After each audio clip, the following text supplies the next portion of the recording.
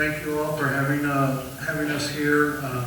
Mark Ruther is feeling under the weather tonight, so he was not able to make it. So you're stuck with me. Do want to thank you again for having us here to be a part of the process for the bond issue and progressing the district further in the future. So wanted to take some time tonight to talk about the bond issue projects, which is the Proposition S portion of the Proposition S and F. Oh, this is the F? I apologize. But this is the construction portion of it that they talked about briefly before. What we'd like to do tonight is talk about the agenda, talking about the final pre-bond election designs and presentation boards, cost estimates, start to talk about some preliminary project timelines, and then answer any questions or concerns that may be out there from the public or from students or staff. So one thing I want to make sure everybody understands is nothing is set in stone right now. We've worked very, very hard with the district administration. We've met with some of the staff, but we will have many additional meetings moving forward to fine-tune the scopes of each campus and make sure we're identifying and issuing projects that benefit the students and staff the most for the Farmington School District. We will have much more development as we move along in the process. So that being said, I'm going to go through each of the major pieces of the bond election process. A lot of this corresponds to the different campuses. We'll start with the high school, which we have basically 7 different groupings of projects. Items 1 and 2 are actual additions to the school. Item 3 is a site work package. And then items 4, 5, 6, and 7 are all interior renovation pieces. Item number 1, you'll see some images here in a moment, is the Performing Arts Center, which is a storm shelter for the entire student body and staff of the high school campus. Item 2 is the second floor expansion that will include classrooms. And then items 4 through 7, as I mentioned, are interior renovation that will increase the size of the cafeteria, provide for a dedicated girls' wrestling room, collaboration and flex learning spaces in what we know as the pod area, and also add ADA accessibility to that area. All of that is interior renovation work, and any classrooms that get moved by that will then shift into the second floor expansion area. So we're going to try and make use of existing spaces and create some new learning spaces with the second floor classrooms as well as the Performing Arts Center that will serve multiple different functions, whether it be drama, band, choir, public use, assemblies, teacher programs. All of those items can be held in the new Performing Arts Center. So the next slide is, you've already seen some of these floating around the district. We've put together several campaign boards to try and show these projects. So I'm going to bring those up, and then what I want to do tonight is show some larger images of each and go into a little more detail for each of the pieces as we move along. The first image that we're showing here would be the entrance to the new Performing Arts Center / storm shelter. This would face Liberty Street.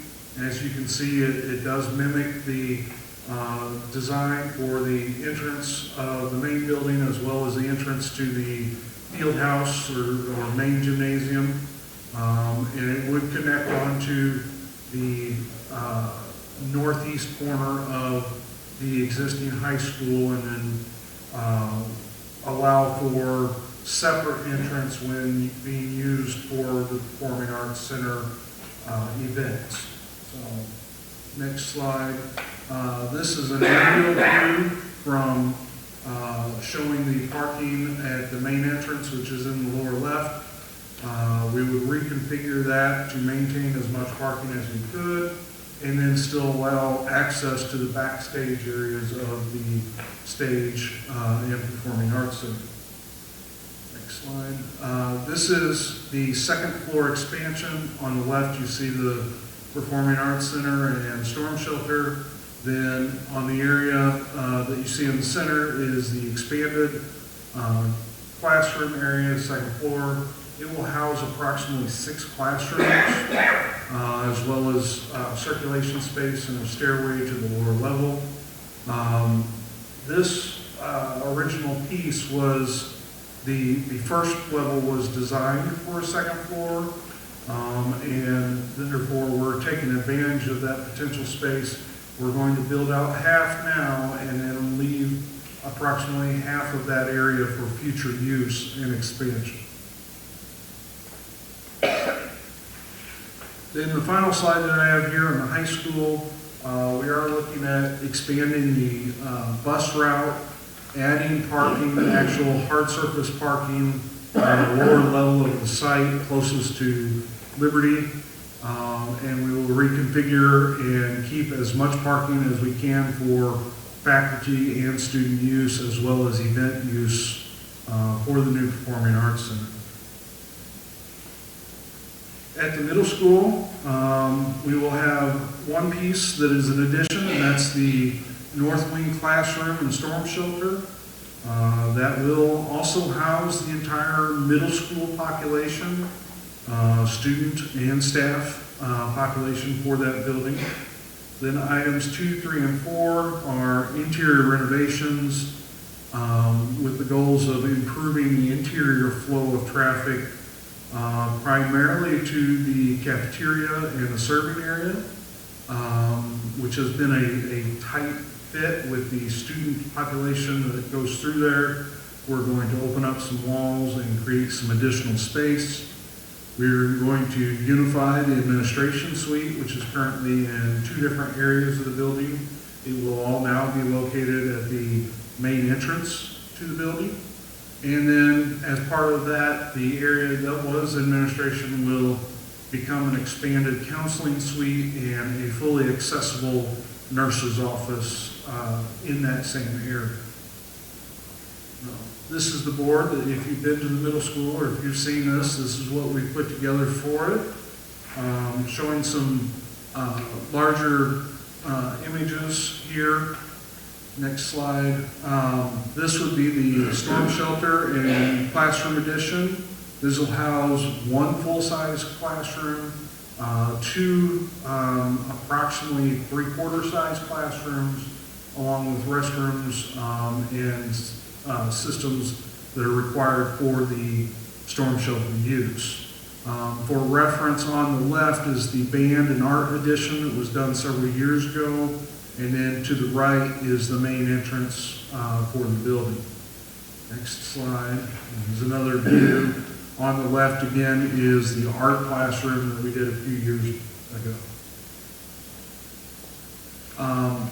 On the East Campus, which is what we refer to for Lincoln, Roosevelt, and the middle school, the piece of property there that those buildings are located on, we've talked with the administration and the discussion has been around potentially relocating the bus hub, shuttle hub from the Washington Franklin campus to this campus, as well as increasing parking, providing a multi-use athletic event stadium, as well as improving traffic safety and site circulation. So we kind of want to refresh and take full advantage of this large site that we have. So we'll bring up the board for that campus. You can see several images.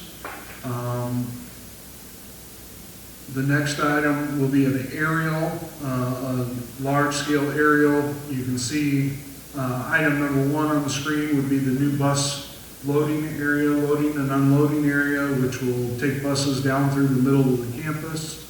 Item number 2 would be the athletic field that Yes, it's a middle school, but it is going to be a field that is going to be used by middle school for games, for practices, for high school practices, and for different events that can be rented. You know, local clubs can rent the facility and use it when it's not in use by the school. So we see many school districts taking advantage of having a second turf field to expand their programs and what use and practices they can have. You know, back in the day, quote unquote, you know, it was primarily football and band that you had. Now you have soccer. Now you have lacrosse at a lot of fields. You have men's and women's soccer, men's and women's lacrosse. You know, so you have more and more people that are needing to use a facility that has a turf field. So more and more school districts are going to turf fields in multiple locations so that they can offer those and handle those events. Here are some additional aerial views that you can see. Another comment about this, on the lower portion of the screen is Lincoln. And what we would propose is to connect the two parking lots, the two main parking lots, and create a larger bus or auto loop for that building.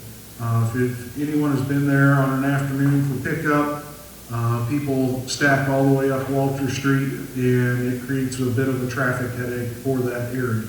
Our goal is to bring more of those autos onto the school parking lots, have them circle around the right side parking lot on the image there, come to the front of the building, pick up, and leave. So hopefully addressing some of the traffic issues in the neighborhood of this campus. So.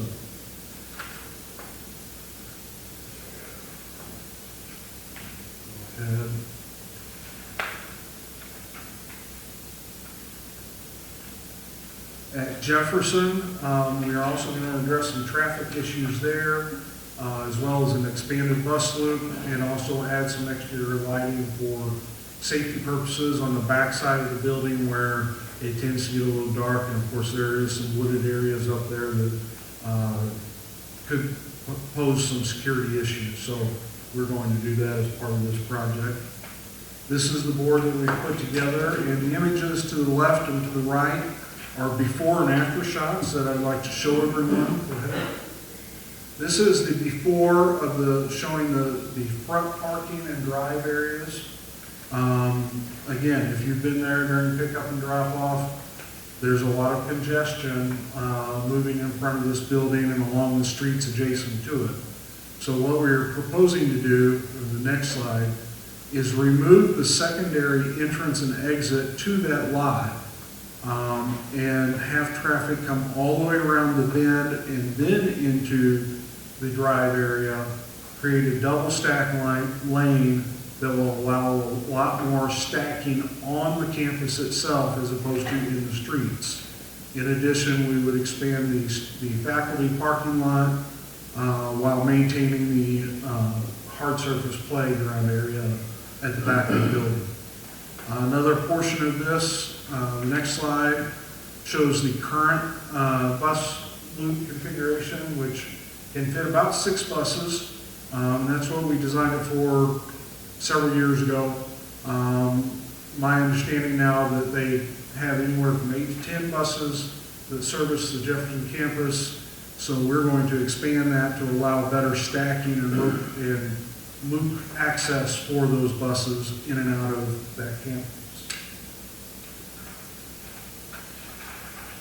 Washington Franklin, this is a project that has been long discussed.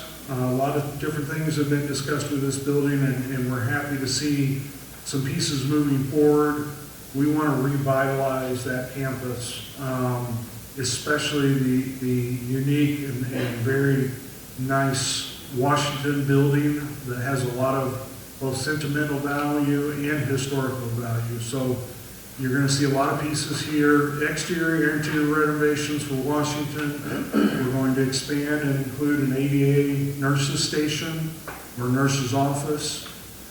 Re-roof Franklin, upgrade HVAC at Washington, electrical upgrades throughout both buildings, and as well as creating a dedicated music classroom in the Franklin area of the building. So I'm going to show a few of this is the board for Washington Franklin, show a few of the larger images. This is the current, basically, image of the Washington Franklin building. You can see the window infills, the glass block at the entrance. We're going to upgrade that significantly. The next slide. Replace and go to the original design layout of the windows. There'll be high efficiency windows, which will pair nicely with the HVAC upgrades to make this a much more efficiently heated and cooled building. Top point the entire building, add some new trim that restores it to kind of the original look of the Washington building when it was built so many years ago. Next slide, a little closer view of the doors at that side of the building. The next slide, we propose to replace those doors to maintain that access. We're not changing the entrance to the campus, but we do think it may be best to maintain those doors for exterior access, although that's still in discussion. So, next slide. This is at the north end of the Washington building. This is where currently there is a kind of rickety landing and stair, and then access to the lower level, which is primarily mechanical space. It poses a security risk or issue with people getting down in there and potentially breaking into the building.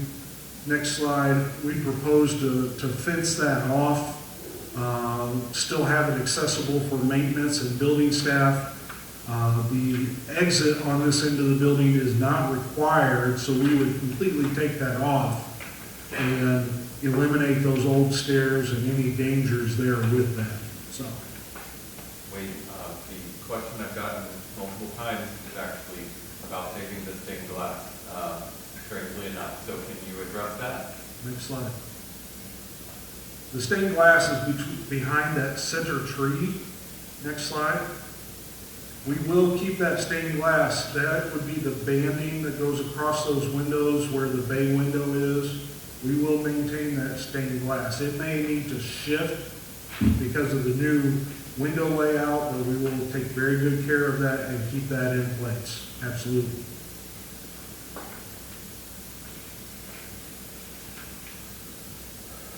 Okay, in addition to all the pieces that I've discussed so far, there are going to be several district-wide items, and this is a list of them. We have some new roofing, HVAC upgrades throughout the district. We're going to revise the security vestibule design at Roosevelt, as well as adding some security privacy fencing around the playgrounds at Truman. And then also there will be some district-wide technology upgrades that most likely will be done directly by the school district, but we will assist as needed. So, next slide. I did put together a board, and you've probably seen this around, showing Lincoln, Roosevelt, and Truman, and this shows some of those pieces that I just discussed. And then infrastructure items, and this is more the district taking care of these, but I wanted to show them. Intercom paging upgrades, network cabling infrastructure upgrades, tech in general, which includes new Promethean boards, as well as a set of, or not a full set, but several new full-size buses that will help supplement the current fleet. Until we bid it though, I won't know for sure. This is what we're working off of. You can see the primary pieces are the large addition areas that include the storm shelter at the high school and at the middle school. You can see the various pieces for the East Campus, Washington, Franklin, Jefferson, the various pieces of district-wide improvements. We believe that construction cost is going to be approximately $39 million. We have put in about $12 million in contingencies for the what-if factors. You know, will we hit rock for construction? What do we find in existing walls that we don't know about? Is there asbestos?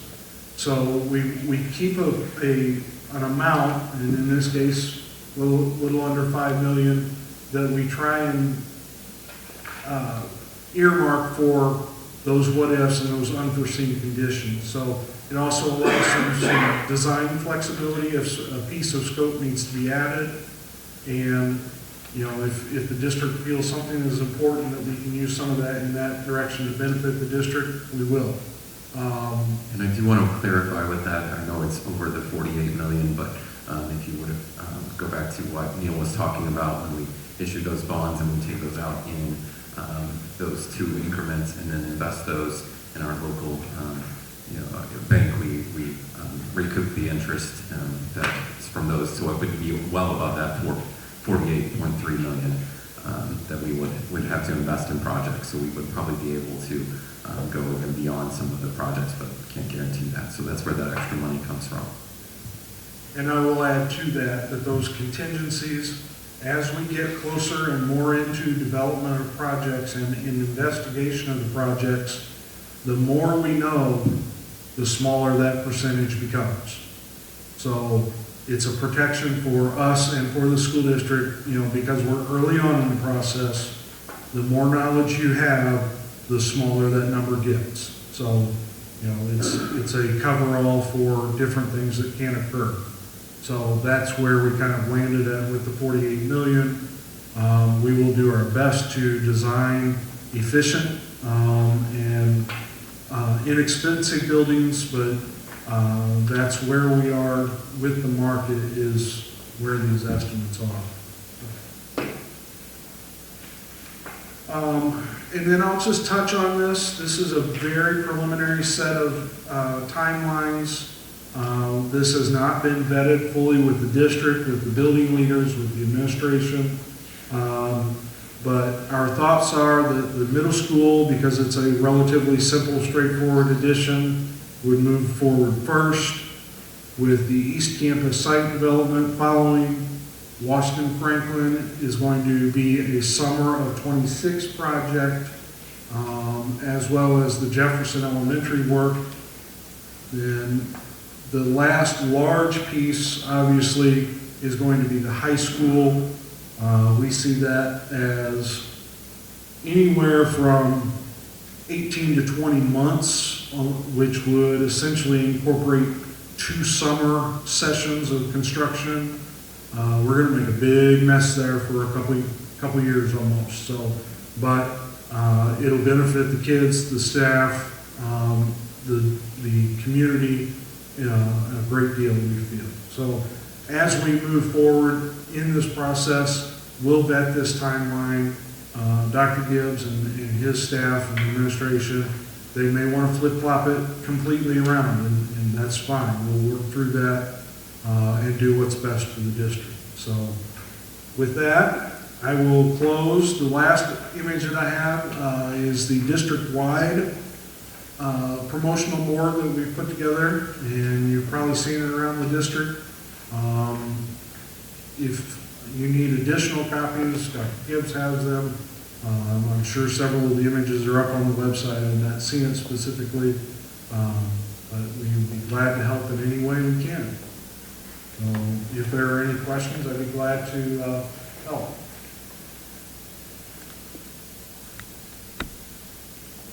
Any questions? Okay, thank you, Mr. Rupp. Thank you. Thank you again.